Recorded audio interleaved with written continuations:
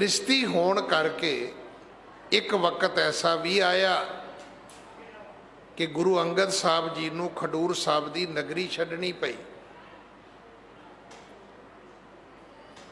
जिवें आपां सिੱਖਿਆ ना, आपां लगदा गुरु भी साडे वर्गे ही सी। आपां सिੱਖ किदां दे आ पता है? सुख करके। जे थोड़ी जी तकलीफ आवे तो फिर असी जाके बड़ियां मसाणियां ते मत्थे टेकते हैं। अज तुहानूं बड़े लोग मिलणगे कि भाजी तुसी केस नहीं रखे। वो ज्ञानी जी तुहानूं पता ही है 84 च, चलो 84 च तो मैनू भी पता है, मुड़ के 85 86 87 88 99 90 91 92 मुड़ के वाल आए नहीं। मतलब की कहिए भी तू ये समझदा भी चंगा होया 84 आई तो खेड़ा छुटिया। अगर 84 विच तेरी मजबूरी हुंदी ना तो 85 विच जूड़ा वापस रख लेना सी। पहली गल तो लोग भी है जिहड़े 84 च जिन्हां ने मरना प्रवान किया, सिक्खी छड्डनी प्रवान नहीं की। जे वो लोग भी मूँह सिर मना लेंदे वो भी बच जाते, पर उन्होंने सिक्खी नूं प्यार किया, जीवन नूं नहीं। असी हर साल उन्हां दी याद विच पाठ कराउने आ, पर जे कोई कहे मेरी मजबूरी है तो मजबूरी तो भाई उस तो बाद ठीक हो जाना चाहिए। 84 नूं अज 22 आ गया, 16 वो ला लो 22 ये ला लो, 38 साल हो गए, फिर मुड़ के वाल हो गए ही नहीं। तू सगों 84 नूं अपना फैशन बना लिया।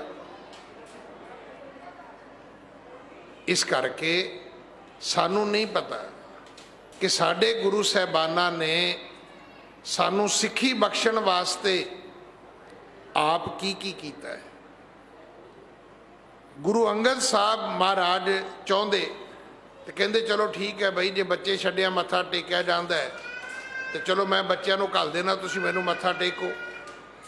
नहीं, जेड़ा धर्म गुरु नानक ने सानू दिता है कि सगल धर्म है गृहस्थ प्रधान है।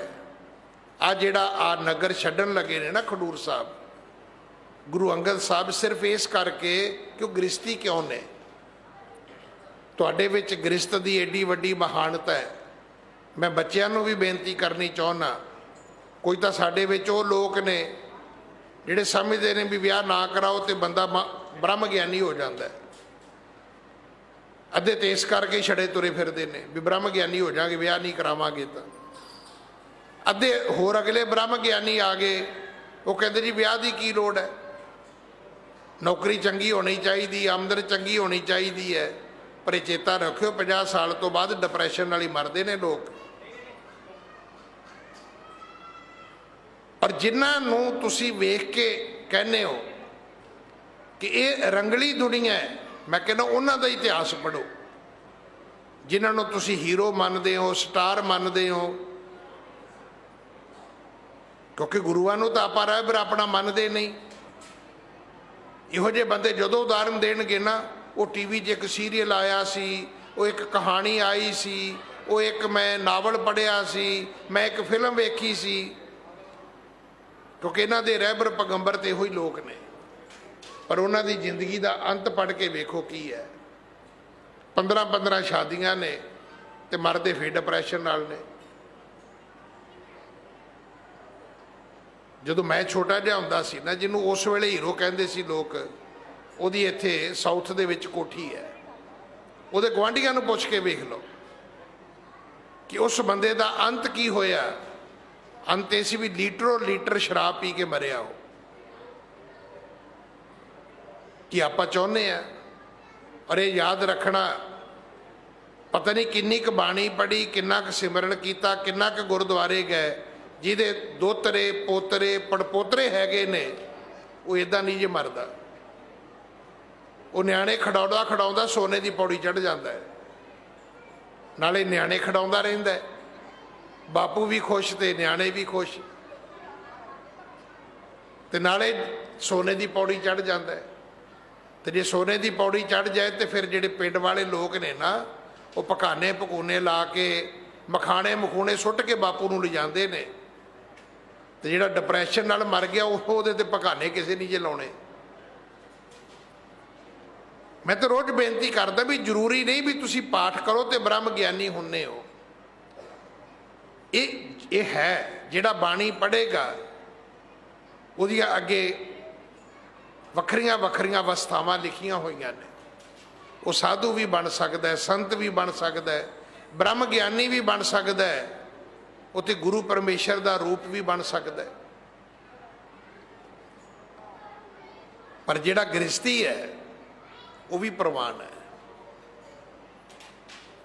ਉਹ ਵੀ ਸੋਨੇ ਦੀ ਪੌੜੀ ਚੜ੍ਹ ਜਾਂਦੇ। ਇੱਧਰ ਵੀ ਅਵਸਥਾਵਾਂ ਨੇ। ਇਸ ਕਰਕੇ ਭਾਈ ਆਪਾਂ ਆਪਣੇ ਧਰਮ ਨੂੰ ਸਮਝਣ ਦੀ ਕੋਸ਼ਿਸ਼ ਕਰੀਏ। ਮੇਰੇ ਰੋਜ਼ ਕਥਾ ਨੂੰ ਰੋਕਣ ਦਾ ਅਰਥ ਇਹੀ ਹੁੰਦਾ ਹੈ, ਨਹੀਂ ਤਾਂ ਵਿਸਾਖੀ ਤੁਰਨੀ ਚਾਹੀਦੀ ਹੈ, ਮੈਂ ਰੋਕ ਲਈ ਕਿ ਜੇ ਤੁਸੀਂ 1 ਘੰਟਾ ਬੈਠੇ ਸੁਣ ਰਹੇ ਹੋ, ਮੈਂ ਸੁਣਾ ਰਿਹਾ, ਤੇ ਤੁਹਾਨੂੰ ਇਹ ਗੱਲ ਦਾ ਜ਼ਰੂਰ ਪਤਾ ਹੋਣਾ ਚਾਹੀਦਾ ਕਿ ਜਿਹੜੀ ਅੱਜ ਦੀ ਸਾਖੀ ਸੁਣੀ ਉਹਦਾ ਅਰਥ ਕੀ ਸੀ।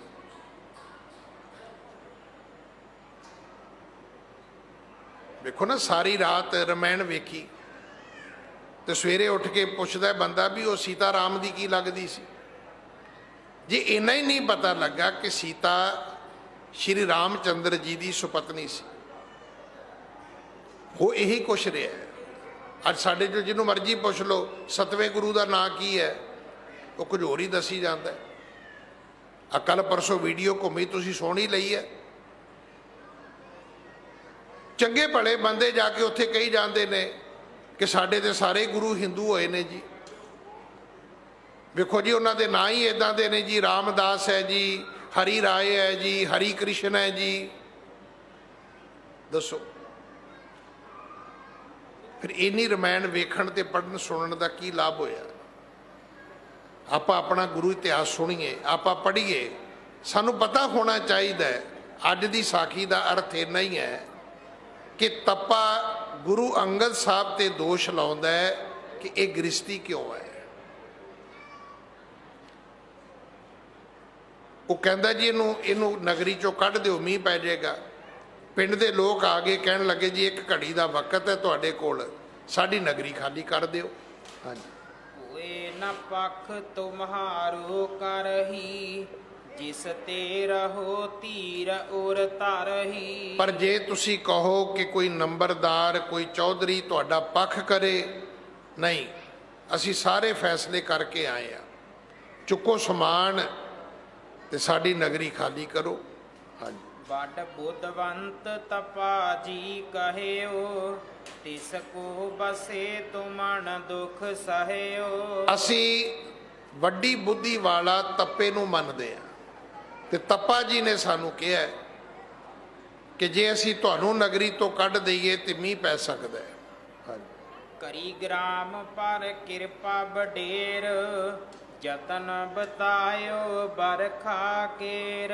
ਕਹਿਣ ਲੱਗੇ ਜੀ ਇਹ ਤੇ ਉਹਨਾਂ ਨੇ ਕਿਰਪਾ ਕੀਤੀ, ਤੱਪਾ ਜੀ ਨੇ ਉਪਾਅ ਦੱਸ ਦਿੱਤਾ, ਨਹੀਂ ਤੇ ਬਿਮਾਰੀ ਤੇ ਸਾਨੂੰ ਵੀ ਪਤਾ ਹੈ ਵੀ ਮੀਂਹ ਨਹੀਂ ਪੈ ਰਿਹਾ, ਇੱਥੇ ਬਿਮਾਰੀ ਹੈ ਵੀ ਮੀਂਹ ਨਹੀਂ ਹੈਗਾ।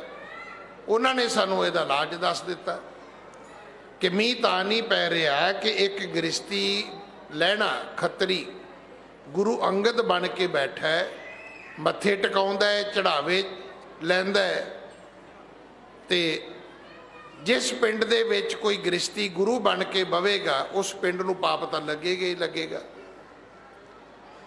ਇਹ ਅੱਜ ਵੀ ਸਾਡੇ ਤੇ ਪ੍ਰਭਾਵ ਹੈ। ਸਾਡੇ 'ਚ ਬੜੇ ਲੋਕ ਇਸ ਕਰਕੇ ਵੀ ਸ਼ਾਦੀ ਨਹੀਂ ਕਰਦੇ, ਉਹ ਸਮਝਦੇ ਨੇ ਵੀ ਬ੍ਰਹਮ ਗਿਆਨੀ ਹੋ ਜਾਾਂਗੇ ਅਸੀਂ। ਪਰ ਜਿਸ ਗੁਰੂ ਦੀ ਬਾਣੀ ਨੂੰ ਮੱਥਾ ਟੇਕਦੇ ਹੋ, ਉਸ ਗੁਰੂ ਦੇ ਬਚਨ ਸੁਣ ਲੈਣਾ। ਬਿੰਦ ਰਾਖ ਜੋ ਤਰੀਏ ਭਾਈ, ਖੁਸਰੇ ਕਿਉਂ ਨਾ ਪਰਮਗਤ ਪਾਈ। ਜੇ ਬਿਨਾਂ ਗ੍ਰਸਤ ਤੋਂ ਬੰਦਾ ਭਵ ਸਾਗਰ ਨੂੰ ਪਾਰ ਕਰ ਸਕਦਾ ਹੈ, ਤੇ ਸਤਿਗੁਰੂ ਦੀ ਬਾਣੀ ਕਹਿੰਦੀ ਫਿਰ ਖੁਸਰੇ ਤੇ ਸਾਰੇ ਬ੍ਰਹਮ ਗਿਆਨ ਨੂੰ ਪ੍ਰਾਪਤ ਹੋਣਗੇ ਭਾਈ। ਖੁਸਰੇ ਤਾਂ ਗ੍ਰਸਤ ਕਰ ਹੀ ਨਹੀਂ ਸਕਦੇ, ਉਹ ਗ੍ਰਸਤੀ ਹੋ ਹੀ ਨਹੀਂ ਸਕਦੇ। ਇਹ ਗੁਰੂ ਗ੍ਰੰਥ ਸਾਹਿਬ 'ਚ ਲਿਖਿਆ ਹੋਇਆ ਹੈ। ਪੰਕਤੀ ਲਿਖਣੀ ਤੇ ਲਿਖ ਲਓ, ਫਿਰ ਜਾ ਕੇ ਘਰ ਕਹੋ ਜੀ ਪਤਾ ਨਹੀਂ ਗਿਆਨੀ ਜੀ ਐਵੇਂ ਕਹਿੰਦੇ ਹੋਣਗੇ, ਨਹੀਂ, ਸੱਚੇ ਪਾਤਸ਼ਾਹ ਨੇ ਤੁਹਾਨੂੰ ਬਹੁਤ ਕੁਝ ਕਿਹਾ। ਤੁਹਾਡੇ ਕੋਲ ਵਕਤ ਨਹੀਂ ਹੈ ਆਪਣੇ ਗੁਰੂ ਨਾਲ ਬੈਠ ਕੇ ਗੱਲਾਂ ਕਰਨ ਦਾ, ਤੁਹਾਡੇ ਕੋਲ ਵਕਤ ਨਹੀਂ ਹੈ ਬਾਣੀ ਨੂੰ ਸੁਣਨ, ਪੜ੍ਹਨ ਤੇ ਵਿਚਾਰਨ ਦਾ।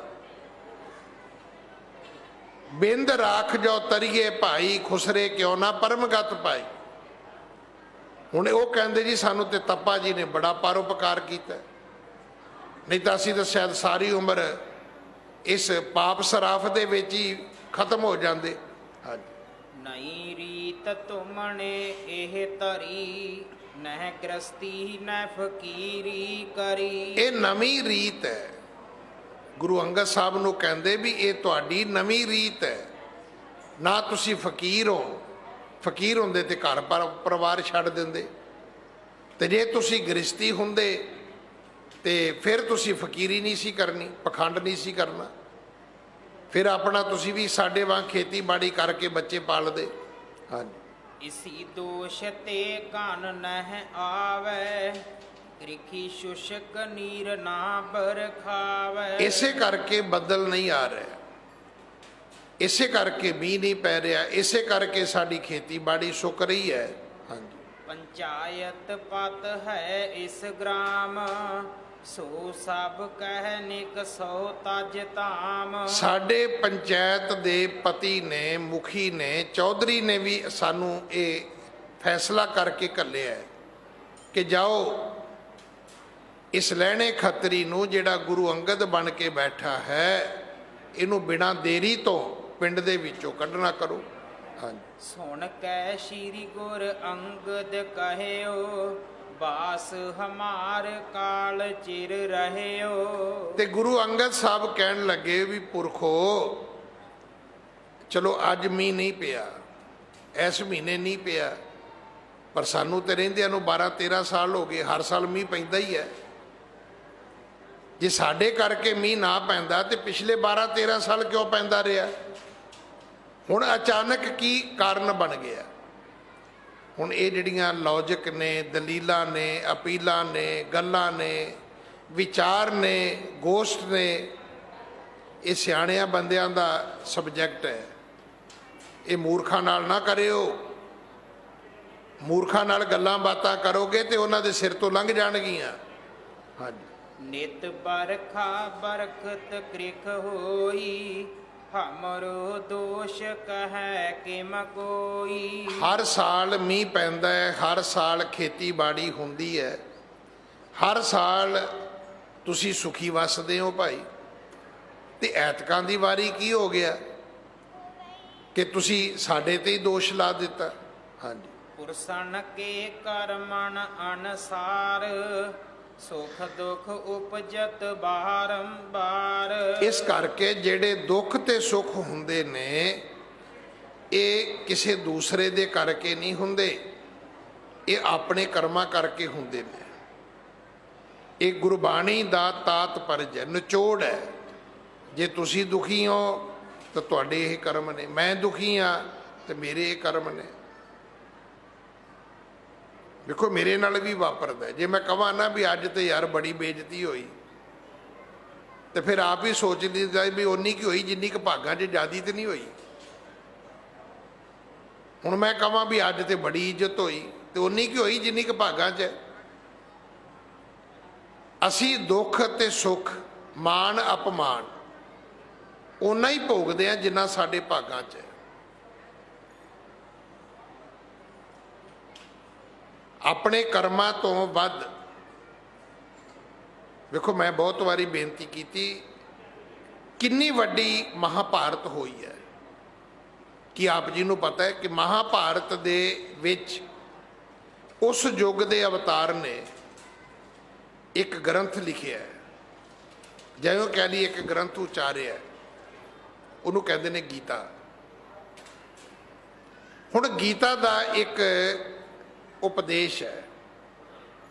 ਹੁਣ ਇਹ ਨਹੀਂ ਪਤਾ ਵੀ ਤੁਹਾਨੂੰ ਇਹ ਪਤਾ ਵੀ ਉਹ ਗੀਤਾ ਦਾ ਉਪਦੇਸ਼ ਹੈ, ਤੁਸੀਂ ਕਹੋਗੇ ਸੁਣਿਆ ਤਾਂ ਅਸੀਂ ਵੀ ਹੈ। ਉਹ ਗੀਤਾ ਦਾ ਉਪਦੇਸ਼ ਹੈ। ਉਹ ਕਿਹਾ ਸ਼੍ਰੀ ਕ੍ਰਿਸ਼ਨ ਜੀ ਨੇ ਹੈ कि समय से पहले भाग्य से ज़्यादा कभी किसी को कुछ नहीं मिलता।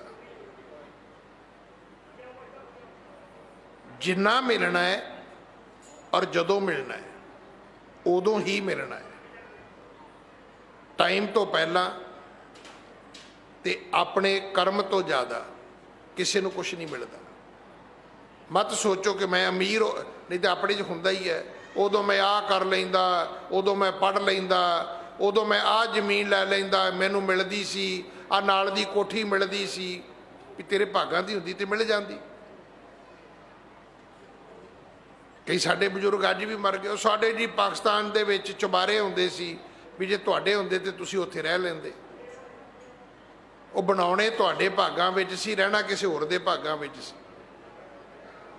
ਇਹ ਵੀ ਆਪਣੇ ਆਪਣੇ ਕਰਮ ਨੇ, ਇਹ ਆਪਣੇ ਆਪਣੇ ਕਰਮ ਨੇ। ਦੁੱਖ ਤੇ ਸੁੱਖ ਅਸੀਂ ਆਪਣੇ ਕਰਮਾਂ ਦਾ ਭੋਗਦੇ ਹਾਂ। ਕੋਈ ਕਿਸੇ ਦੇ ਕਰਮਾਂ ਦਾ ਦੁੱਖ ਸੁੱਖ ਨਹੀਂ ਜੇ ਭੋਗਦਾ।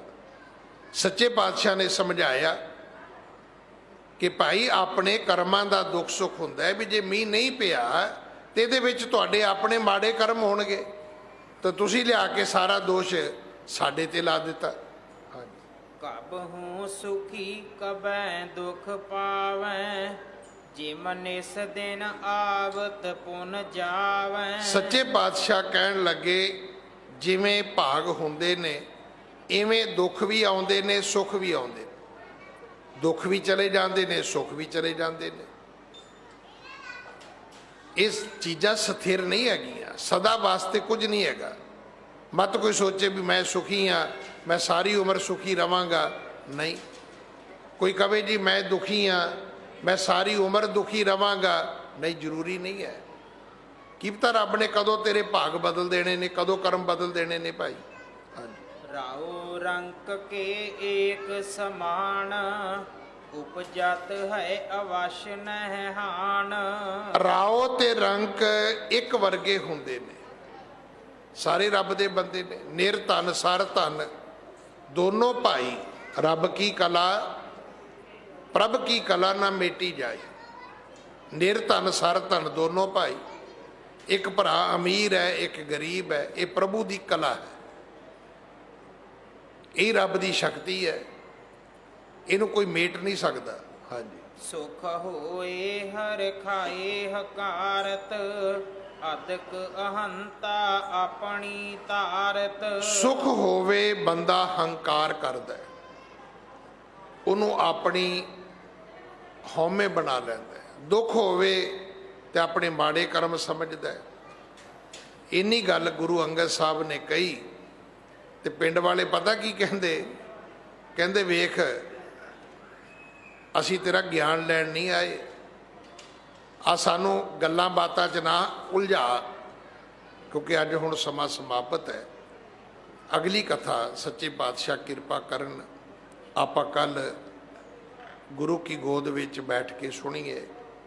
ਆਪ ਜੀ ਨਾ ਵੀ ਆ ਸਕੋ ਤਾਂ YouTube ਤੋਂ, Facebook ਤੋਂ ਲਾਈਵ ਬੰਗਲਾ ਸਾਹਿਬ ਪਾਓਗੇ, ਇਹ ਕਥਾ ਤੁਹਾਨੂੰ ਮਿਲ ਜਾਏਗੀ। ਜਾਂ ਹੈਡ ਗ੍ਰੰਥੀ ਬੰਗਲਾ ਸਾਹਿਬ ਸਰਚ ਕਰ ਲਓ, ਉੱਥੋਂ ਤੁਹਾਨੂੰ ਮਿਲ ਜਾਏਗੀ। ਇਹ ਰੋਜ਼ ਕਥਾ ਹੁੰਦੀ ਹੈ, ਪੁਰਾਣੀ ਕਥਾ ਵੀ ਮਿਲ ਜਾਏਗੀ ਸਾਲ 2 ਸਾਲ ਦੀ, ਪਰ ਇਸ ਕਥਾ ਨੂੰ ਸੁਣੋ ਜ਼ਰੂਰ। ਹੁਣ ਕੱਲ ਦੀ ਕਥਾ ਵਿੱਚ ਆਏਗਾ ਵੀ ਉਹ ਕਹਿੰਦੇ ਜੀ ਸਾਨੂੰ ਗੱਲਾਂ 'ਚ ਨਾ ਉਲਝਾਓ, ਅਸੀਂ ਤੁਹਾਡੀਆਂ ਗੱਲਾਂ ਸੁਣ ਨਹੀਂ ਆਏ, ਨਗਰੀ ਖਾਲੀ ਕਰੋ। ਤੇ ਸੱਚੇ ਪਾਤਸ਼ਾਹ ਬਾਬੇ ਬੁੱਢੇ ਨੂੰ ਕਹਿਣ ਲੱਗੇ, ਬੁੱਢਿਆ ਚੁੱਕ ਪਲੰਘ ਬਈ, ਚੱਲੀਏ। ਗੁਰੂ ਜੀ ਨੇ ਨਗਰੀ ਛੱਡ ਦਿੱਤੀ। ਹੁਣ ਗੁਰੂ ਜੀ ਦੇ ਕਰਕੇ ਅਗਰ ਮੀਂਹ ਰੁਕਿਆ ਸੀ ਤੇ ਪੈ ਜਾਣਾ ਚਾਹੀਦਾ ਸੀ, ਮੀਂਹ ਤੇ ਫਿਰ ਵੀ ਨਾ ਪਿਆ। ਫਿਰ ਅੱਗੇ ਭਾਈ ਅਮਰਦਾਸ ਜੀ ਦੀ ਕਥਾ ਆਏਗੀ ਕਿ ਉਹਨਾਂ ਨੇ ਫਿਰ ਆ ਕੇ ਮੀਂਹ ਪਵਾਇਆ, ਤੇ ਉਹ ਜਿਹੜਾ ਮੀਂਹ ਪੈਣਾ ਹੈ ਉਹ ਫਿਰ ਤਪੇ ਦੀ ਇੱਕ ਬਹੁਤ ਭੈੜੀ ਮੌਤ। ਉੱਥੇ ਫਿਰ ਉਸ ਕਥਾ ਦੇ ਵਿੱਚ ਆਏਗਾ ਕਿ ਉਹ ਜਿੰਨੀ ਭੈੜੀ ਮੱਤ ਦਾ ਮਾਲਕ ਸੀ, ਜਿੰਨੇ ਭੈੜੇ ਕਰਮਾਂ ਦਾ ਮਾਲਕ ਸੀ, ਉਹ ਜਿੰਨੀ ਭੈੜੀ ਬੁੱਧੀ ਦਾ ਮਾਲਕ ਸੀ, ਉਨੀ ਹੀ ਭੈੜੀ ਮੌਤ ਮਰਦਾ। ਤੇ ਗੁਰੂ ਸਾਹਿਬ ਫਿਰ ਵਾਪਸ ਨਗਰੀ ਵਿੱਚ ਆਉਂਦੇ ਨੇ। ਫਿਰ ਉਹੀ ਜ਼ਿਮੀਂਦਾਰ ਲੋਕ ਜਿਨ੍ਹਾਂ ਨੇ 12-13 ਸਾਲ ਕਦੇ ਮੱਥਾ ਨਹੀਂ ਟੇਕਿਆ, ਫਿਰ ਉਹ ਜਿਵੇਂ ਕਹਿੰਦੇ ਵੀ ਲੰਮੇ ਪੜ ਜਾਏ, ਫਿਰ ਉਹੀ ਫਿਰ ਨੱਕ ਰਗੜਦੇ ਨੇ, ਕਹਿੰਦੇ ਦਾਤਾ ਸਾਡੇ ਤੋਂ ਭੁੱਲ ਹੋ ਗਈ। ਇਸ ਕਰਕੇ नहीं सानू गुरु दे दरबार की समझ, तो ये साड़ी गलती है। पर असी जाके किते ये कहिए कि नहीं जी बस तुसी सब कुछ, ये तो कुछ भी नहीं हैगा, असी इन्हां पापां तो बच नहीं सकांगे।